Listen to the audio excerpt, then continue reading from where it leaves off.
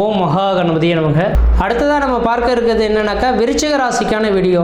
இந்த விருச்சிக ராசி என்பவர்களுக்கு இந்த குரோதி வருட தமிழ் புத்தாண்டானது பார்த்தீங்கன்னா வருகின்ற ஏப்ரல் 14ஆம் தேதியிலிருந்து 2025 ஏப்ரல் மாதம் 13ஆம் தேதி வரை நடக்க இருக்கு. அதே வேளையில் இந்த வருடத்தில் பார்த்தீங்கன்னா குரு பயிற்சியும் வருகின்ற மே மாதம் 1ஆம் தேதி நடக்க இருக்கு. இந்த இரண்டையும் ஒப்பிட்டு பார்க்கும்போது என்னோட ஜோதிட வித்தையின் அடிப்படையில் இருக்கக்கூடிய 9 நவகிரகத்தையும் மையப்படுத்தி பார்க்கும்போது இந்த வருட காலகட்டம் போல் வாழ்க்கையில் உங்களுக்கு அடுத்த ஒரு யோக காலகட்டங்கள் வருது அப்படின்னாக்கா அது ரொம்பவே அரிது அப்படின்றத மட்டும் நான் தெளிவுபடுத்த விரும்புகிறேங்க. காரணம் என்ன அப்படின்னு பார்த்தீங்கன்னாக்கா இந்த நேர காலகட்டத்தில் அனைத்து 9 கிரகமுமே உங்களுக்கு சாதகமான சூழல்களில் இருக்கக்கூடிய அமைப்பில் இருந்துட்டு இருக்கிறத பார்க்க முடியுதுங்க. காரணம் என்ன அப்படின்னு பார்த்தீங்கன்னாக்கா இந்த விருச்சிக ராசி அன்பர்களுக்கு ராசிக்கு 7ஆம் இடத்தில் குரு பகவான் வர இருக்கிறார். அப்போ இருக்கிற 9 கிரகத்திலேயே மிகப்பெரிய முக்கியமான ஒரு கிரகம் உங்கள் ராசிக்கு 2ஆம் அதிபதியும் 5ஆம் அதிபதியும் சொல்லக்கூடிய இந்த குரு பகவான் ராசிக்கு 7ஆம் இடத்தில் உட்கார்ந்து சமசப்தம பார்வையால் உங்கள் ராசியை பார்க்கக்கூடிய காலகட்டங்கள் மே மாதம் 1ஆம் தேதியிலிருந்து நடக்க இருக்குங்க. இந்த அமைப்புகள் பார்த்தீங்கன்னாக்கா இந்த விருச்சிக ராசி அன்பர்களுக்கு மிகப்பெரிய ஒரு ராஜயோக வாழ்க்கை அனுபவிக்கக்கூடிய அமைப்புகள் உருவாகும். ஆனால் இந்த விருச்சிக ராசி அன்பர்களுக்கு கடந்த ஒரு 1.5 வருட காலகட்டமாகவே குடும்பத்தில் ஒரு மன நிம்மதி கிடையாது, மன சந்தோஷங்கள் கிடையாது, எடுத்த காரியத்தில் தடைகள், தாமதங்கள், வம்பு வழக்குகள், சட்ட சிக்கல்கள், மன நிம்மதி குறைகிறது, பொருளாதார நெருக்கடிகள் ஏற்படுது, கடன்கள் அதிகரிக்கிறது, உற்றார் உறவினரை பகைமை பாராட்டுறது, பல்வேறுபட்ட கஷ்ட நஷ்டங்கள் சந்திக்கக்கூடிய நபர்களாக இருந்துட்டு இருப்பீங்க. ஆனால் அப்படிப்பட்ட இந்த விருச்சிக ராசி அன்பர்களுக்கு இந்த வருட காலகட்டத்தில் மே மாதத்தில் பார்த்தீங்கன்னா கிரக பயிற்சியானது இந்த வருடத்தில் ஒரே ஒரு பயிற்சி, அந்த குரு பயிற்சி. அந்த குரு பகவான் தன் ராசிக்கு 7ஆம் இடத்திலிருந்து தன் ராசியை பார்க்கக்கூடிய காலகட்டத்தில் வெகு நாட்களாக நடைபெறாத ஒரு சில விஷயங்கள் எதுவாக இருந்தாலும் இந்த நேரத்தில் நடத்தி கொள்வது ஓரளவுக்கு உங்களுக்கு ஒரு நல்ல பலன்களை ஏற்படுத்தி தரக்கூடிய அமைப்புகள் உருவாகுன்றீங்க. ஏன்னா ராசிக்கு 7ஆம் இடத்துலேருந்து குரு பகவான் உங்கள் ராசியை பார்த்தாருனாக்கா உங்களுக்கு தெளிவான சிந்தை பிறக்கக்கூடிய காலகட்டம் உருவாகும். இதை செய்தால் இது நடக்கும், இது நல்லது நடக்கும், இது கெட்டது நடக்கும்ன்றது தெளிவாக சிந்தித்து செயல்படுவீங்க. அதே வேளை நீங்கள் சிந்திக்கக்கூடிய செயல்கள் எல்லாமே நல்ல செயல்களாகவே சிந்திப்பீங்கன்றீங்க. அப்போ தெளிவான சிந்தை மனநிலைமையோடு செயல்படக்கூடிய நபர்களாக இந்த விருச்சிக ராசி அன்பர்கள் இருந்துட்டு இருப்பீங்க. அப்போ இந்த விருச்சிக ராசி அன்பர்களோட முன்னிறுத்தி எந்த காரியம் செய்தாலும் தொட்டு தொடங்கக்கூடிய காலகட்டங்கள், நினைச்ச சாதனை போடக்கூடிய காலகட்டங்கள் உருவாகுன்றீங்க. அதே வேளையில் பார்த்தீங்கன்னாக்கா உங்கள் ராசிக்கு 5ஆம் அதிபதியாக இந்த குரு பகவான் வர்றது இருக்கனால 5ஆம் இடம் பூர்வ புண்ணிய ஸ்தானம், புத்திரஸ்தானம் சொல்லக்கூடிய அமைப்புங்க. இதுக்கு முன்பாக பங்காளி உறவுகள் சண்டைகள் ஏற்பட்டு பூர்வ புண்ணிய தோஷங்கள் இருக்கக்கூடிய நபர்களுக்கு பூர்வ புண்ணிய தோஷங்கள் விலகக்கூடிய காலகட்டம் உருவாகும்.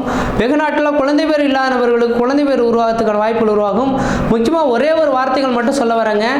இந்த கலியுக காலகட்டத்தில் எப்படி தான் பார்த்து ஒரு திருமணத்தை பண்ணி வச்சாலும் கணவன் மனைவி உறவுகளில் பார்த்தீங்கன்னா பிரச்சனைகள் வந்துடுறதை பார்க்க முடியுதுங்க. எவ்வளோ பெரிய உத்தமமான ஜாதகங்கள் பொருத்தி பண்ணி வச்சாலுமே கணவன் மனைவி உறவுகளை பிரச்சனை இல்லாத குடும்பங்கள் எந்த குடும்பத்திலையும் கிடையாது. ஆனால் அந்த காலகட்டத்தில் கணவனுக்கு மனைவி அடங்கி வாழ்ந்தது மட்டும் இல்லாமல் கூட்டு குடும்பத்தோடு வாழ்ந்தாங்களே, இதெல்லாம் எப்படி சாத்தியம் அப்படின்னு கேட்குறோம். அப்படின்னாக்கா இந்த நாட்களில் தான் பார்த்தீங்க அப்படின்னாக்கா ஒவ்வொரு மனிதர்களுக்கும் தனித்துவம் வாய்ந்த ஒவ்வொரு ஜாதகங்கள் எழுதப்பட்டு ஒவ்வொருத்தரும் வச்சுருக்கோம். ஆனால் அந்த காலகட்டத்தில் பார்த்தீங்கன்னா அரச பரம்பரையில் வாழக்கூடிய நபர்களுக்கு மட்டும்தான் ஜாதகங்கள் கணிக்கப்பட்டு வச்சுருப்பாங்கன்றீங்க. அப்போ இந்த மாதிரி தனி மனிதர்களுக்கெல்லாம் பார்த்தீங்க அப்படின்னாக்கா அன்னைக்கு பிறக்கக்கூடிய நேரத்தில் என்ன நட்சத்திரம் மட்டும் குறித்து வச்சுக்கோங்க, அவ்வளோதான் முடிஞ்சு போச்சுங்க. அப்போ அந்த நட்சத்திரத்தை என்னைக்கு குரு பகவான் சந்திக்கிறாரோ அந்த நேர காலகட்டத்தில் தான் அந்த மனிதர்களுக்கு வாழ்க்கையில் எந்த ஒரு நல்லது கெட்டதாவது நடக்கும்ன்றீங்க. அப்போ அவங்களுக்கு ஜாதகமே பார்க்க வேண்டிய அவசியங்கள் கிடையாது. அப்போ ஜாதகத்தில் என்னதான் வலிமை குன்று இருந்தாலும் கூட அந்த யோகங்களை கூட்டி கொடுக்கறதுக்குன்றது ஒரு நல்ல நேர காலகட்டங்கள் உண்டுன்றீங்க. அப்போ இந்த யோகங்கள் எவ்வளோ நாளைக்கு வரும்? ஒரு மனிதனுக்கு 12 வருட காலகட்டத்துக்கு ஒரு முறை வந்த யோகங்கள் வந்தே தீருன்றீங்க. அதேபோல் 18 வருட காலகட்டத்துக்கு ஒரு முறை வாழ்ந்தது ஒரு மனிதனோட வாழ்க்கை உயர்ந்த நிலையிலிருந்து தாழ்வு நிலைக்கும், தாழ்வு நிலையிலிருந்து உயர்ந்த நிலைக்கும் செல்றதை கண்குளர பார்க்க முடியும். அப்போ இதெல்லாம் இந்த கோச்சார ரீதியான கிரக நிலையை மையப்படுத்தி தான் நம்ம சொல்கிறோம். அதனால தான் கோச்சார ரீதியான கிரகங்கள் நிலைகளுக்கும் ஓரளவுக்கு வலிமை உண்டு அப்படின்றத சொல்ல விரும்புகிறேன். அதன் அடிப்படையில் பார்க்கும்போது தன் ராசிக்கு 7ஆம் இடத்திலிருந்து குரு பகவான் பார்க்கக்கூடிய காலகட்டத்தில் வெகு நாட்களாக திருமணம் இல்லாத நபர்களாக இருந்தாலும் சரிங்க, வயது வந்த நபர்களாக இருந்தாலும் சரிங்க, கண்டிப்பாக இந்த நேர காலகட்டத்தில் திருமணத்தை மட்டும் ஏற்படுத்திக்கிட்டீங்கன்னாக்கா உங்களோட ஜாதகத்தில் தாரதோஷம் இருக்கட்டும், மாங்கலி தோஷம் இருக்கட்டும், புத்திர தோஷம் இருக்கட்டும், சகலவித தோஷம் எந்த தோஷம் வேணாலும் இருக்கட்டும், இந்த பையனுக்கு திருமணம் பண்ணால் இந்த பொண்ணு இறந்து போயிடுவாங்க, இந்த பொண்ணுக்கு திருமணம் பண்ணால் இந்த பையனை இறந்து போயிடுவாங்க, இப்படிலாம் ஒரு கடகத்தெல்லாம் பார்க்க முடியுதுங்க. ஒரு மனிதனுக்கு இறப்புன்றது அவங்களோட ஜாதகத்தின் அடிப்படையில் தான் ஏற்படும். அப்படி ஒரு வேளை ஜாதக ரீதியாக ஏற்பட்டிருந்தாலும் கூட பல்லாண்டு காலம், ஏன்னா இந்த ராசிக்கு 7ஆம் இடத்தில் குரு பகவான் இருக்கும் காலகட்டத்தில் திருமணம் பண்ணுறோம் அப்படின்னாக்கா பல்லாண்டு காலம் இந்த உலகத்தில் சேர்ந்து வாழ்வாங்க.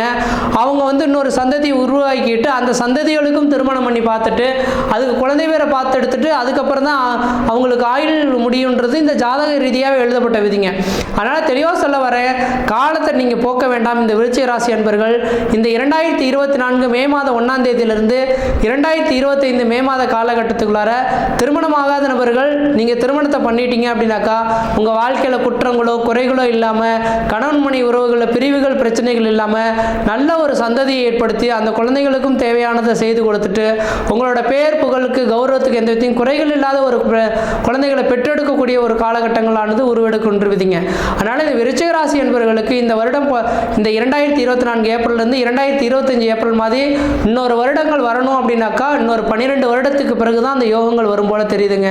அதனால் இந்த விருச்சிக ராசி என்பவர்கள் உங்களோட சுய ஜாதகத்தையும் ஒரு தடவை செக் பண்ணி பார்த்துங்க. ஏன்னா உங்களோட சுய ஜாதகத்தின் அடிப்படையில் ஒருவேளை சொந்த தொழில் செய்ய போகிறீங்க அப்படின்னாக்கா அவங்க என்ன தொழில் செய்யலாம், அரசு உத்தியோகத்துக்கு போகலாமா, தனியார் துறைக்கு வேலைக்கு போகலாமா, சொந்த தொழில் தான் செய்யலாமா, வெளிநாடு போகலாமான்றது உங்களோட சுய ஜாதகம் பேசும். அப்போ தொழில் சார்ந்த விஷயங்களை வளர்ச்சி பெறணும்னாக்கா உங்களோட சுய ஜாதகத்தை எடுத்து வருதுறங்க ஆஸ்தான ஜோதிடர்கள் எந்த ஒரு ஜோதிடரை பார்த்தா அவங்களுக்கு நல்லது நடக்கும்னு தெரியுதோ அந்த ஜோதிடரை சந்தித்து அவங்ககிட்ட கொடுத்து ஒரு தடவை நீங்கள் கிளான்ஸ் செக் பண்ணி பார்த்துட்டீங்கன்னாக்கா இந்த வருடத்தில் நடக்கக்கூடிய நிகழ்வுகளை துல்லியமாக சொல்லிடுவாங்கன்ற விதிங்க. அப்போ எந்த நேரத்தில் எது செய்யணும் எது செய்யக்கூடாதுன்றது தெளிவாக தெரிஞ்சுக்கிட்டு அதுக்கு பிறகு நீங்கள் முயற்சி எடுக்கிறது ஓரளவுக்கு நல்ல பலன்களை தரும். அதே போல் திருமணத்தை பற்றி பேசியிருக்கேன். கண்டிப்பாக திருமணத்தை முடிச்சுக்கிறது உங்களோட அறிவின் திறமை. வேலை இல்லாத நபர்களுக்கு உங்களோட சுய ஜாதகத்தை ஒரு தடவை செக் பண்ணி பார்த்துட்டு எந்த துறைக்கு வேலைக்கு போவோன்றது கேட்டு தெரிஞ்சுக்கிட்டு அதுக்கப்புறம் முயற்சி எடுக்கிறது நல்லாயிருக்கும். உங்கள் ராசியை குரு பகவான் பார்க்க இருக்கனால வீடு மனை வாசல் வாங்கணும், வீடு மனை வாசல் கட்டணும்னு சொல்லக்கூடிய நபர்களுக்கு நிரந்தரமான வீடு மனை வாசல் வாங்கக்கூடிய யோகங்கள் உருவாகும். உங்கள் ராசியை குரு பகவான் பார்க்க இருக்கனால விருச்சிக ராசி அன்பர்களுக்கு இந்த நேரத்தில் உடல் பருமன் அதிகரிக்கிறதுக்கான வாய்ப்பு உண்டு. உணவு கட்டுப்பாடு கொஞ்சம் அதிகரிச்சுக்கிறது நல்லா கட்டுப்பாட்டோட நீங்கள் உணவுகளை சாப்பிட்றது நல்லா இருக்குன்ற விதிங்க. எண்ணெயில் பொரித்த உணவுகளை கொஞ்சம் சாப்பிடாமல் இருக்கிறது ஓரளவுக்கு நல்ல பலன்களை தரும். அதே போல் இனிப்பு பொருட்களையும் அதிகமாக சாப்பிடாமல் இருக்கிறது நல்ல பலன்களை தரும். பொருளாதாரத்தில் பின்தங்கிய நபர்களுக்கு பொருளாதார அபிவிருத்திகள் பெறக்கூடிய காலகட்டம் உருவாகும். வெகு நாட்களில் குழந்தை பேர் இல்லாத நபர்கள் குழந்தை பேர் உருவாகிறதுக்கான வாய்ப்புகள் உருவாகும். கடன் பிரச்சனையில் இருக்கக்கூடிய நபர்களுக்கு கடன் பிரச்சனைகளுக்கு தீர்வு ஏற்படக்கூடிய காலகட்டம் உருவாகும். கோர்ட்டு கேஸ் வழக்குகள் உங்களுக்கு சாதகமான ஒரு சூழல்கள் ஏற்படுத்தி தரக்கூடிய அமைப்புகள் உருவாகும். விவசாயம் சார்ந்த துறையில் இருக்கக்கூடிய நபர்கள் விவசாய வளர்ச்சிகள் பெறக்கூடிய காலகட்டம் உருவாகும். விவசாயத்துறையில் இருக்கக்கூடிய நபர்களுக்கு இந்த வருட காலகட்டத்தில் ராஜாவாக பார்த்தீங்கன்னா செவ்வாய் வரதுனால, செவ்வாய் வந்து ஒரு சிவந்த கிரகம் அல்லவா, அப்போ சிவப்பு வண்ண பொருட்களுக்கு மிகப்பெரிய ஒரு வளர்ச்சிகள் உண்டு. வெங்காயம், தக்காளி, மிளகாய் இந்த 3 பொருட்களும் சாகுபடி செய்யக்கூடிய விவசாய பெருமக்களுக்கு அதன் மூலிமா லாபங்கள் பெறக்கூடிய காலகட்டம் உருவாகும். இந்த 7ஆம் இடமானது இந்த நேர காலகட்டத்தில் ரியல் எஸ்டேட் பிஸ்னஸை குறிக்கின்றீங்க. இந்த வருடத்தின் தொடக்கத்தில் 7ஆம் அதிபதியோட ராகு சம்பந்தப்பட்டதுனால ரியல் எஸ்டேட் பிஸ்னஸ்லாம் மிகப்பெரிய ஒரு உச்சத்தை தொடரக்கூடிய அமைப்புகள் உருவாகும். இதனால் வரல விக்கிலேயேன்னு எதிர்பார்த்து காத்திருக்கக்கூடிய நபர்களுக்கு இந்த நேர காலகட்டத்தில் உங்களுக்கு விற்பனைக்கு வரத்துக்கான ஒரு வாய்ப்புகளும் ஏற்படுத்தக்கூடிய காலகட்டம் உருவாகுன்றீங்க. ரியல் எஸ்டேட் துறையில் இருக்கக்கூடிய நபர்களுக்கு தொழில் வளர்ச்சிகள் பெறக்கூடிய காலகட்டமாக உருவாகும். அதில் ஆதாயங்கள் பெறக்கூடிய காலகட்டமாக உருவாகுன்றீங்க. மற்ற விதத்தில் உங்களுக்கு எந்த விதத்தையும் தோஷங்களோ பாதிப்புகள் சொல்கிறதுக்கான வாய்ப்பு கிடையாது. சீரும் சிறப்புமாகவே இருப்பீங்க, நலமாக இருப்பீங்க. நன்றி, வணக்கம்.